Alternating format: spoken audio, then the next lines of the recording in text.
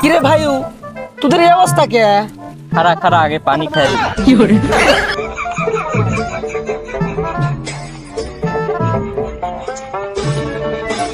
জি গরম পড়ছে রে ভাই, আর জি রোদ পড়ছে।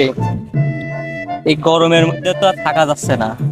তাই মনে কর হিট অফিসার বলিছে যা যা করতে, তাইলে মনে কর আমরা নাই পড়েছি মাঠে। একটা ছাতি আর মনে কর পানি আর ক্যাপ তো আছে মাথা, গরমে নিয়ন্ত্রণ করার জন্য।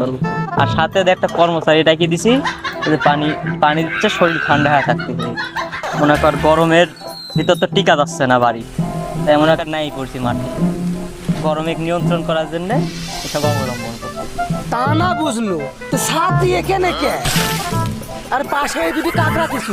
আরে ভাই হিট অফিসার তো বলিছে যে সাথে রাখলেই হবে, ওই জন্য ছাতা সাথেই রাখিছি। আর সাথে একটা কর্মচারী ডাকি দিছি, পানি দিচ্ছে, শরীর ঠান্ডা হয়ে থাকতে। মনে কর গরমের ভিতর তো টিকা যাচ্ছে না বাড়ি, আর এত জিনিস তো আর একবারে বহন করে নিয়ে আসতে পারবো না।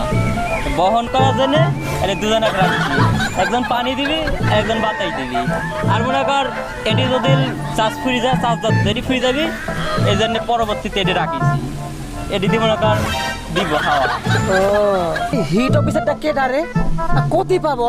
থাম জি রোদ পড়তেছে, আগে পানি খাইলি দেখতে পারবি তো, পানি দিয়ে আচ্ছা খা। হিট অফিসার টিভি খুলে গা তেলে দেখতে হবে। হিট অফিসার যা যা বলেছে তাই অবলম্বন করছি। আচ্ছা ভাইউ, তুই যেহেতু বললো, আমি এখনই বাড়ির যা দেখবো হিট অফিসারটা কে ডাক।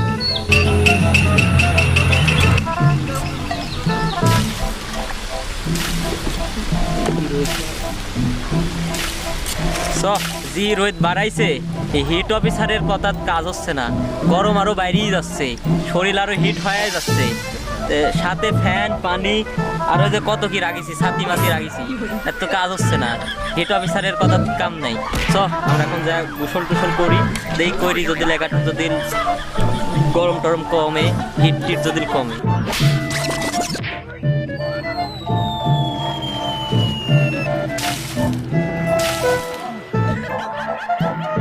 বুঝলু, হিট অফিসারের কথা কাম নাই, আসলেও কোনো কাম নেই। পুকুরে গোসল করলো, তাপ নিয়ন্ত্রণ হয়ে গেল। আর আরেকটা কথা হচ্ছে, এটা হচ্ছে তাপ যদি নিয়ন্ত্রণ করতে হয়, বেশি বেশি গাছপালা লাগাতে হবে, তাহলে তাপ নিয়ন্ত্রণ হবে।